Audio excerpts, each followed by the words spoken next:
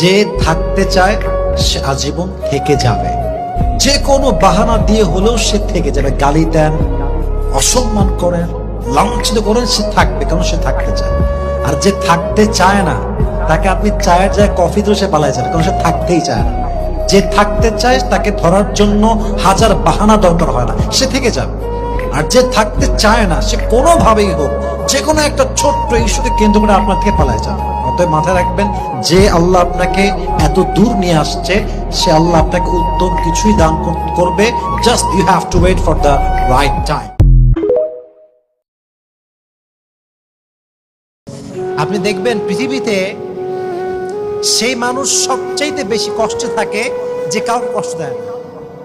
সে মানুষ সবচেয়ে দুঃখে থাকে যে কাউকে দুঃখ দেয় না। পৃথিবীতে সবচাইতে সে মানুষটা বেশি প্রতারিত হয় যে কারো সে প্রতারণা করেই নাই। পৃথিবীর নিয়মটা হচ্ছে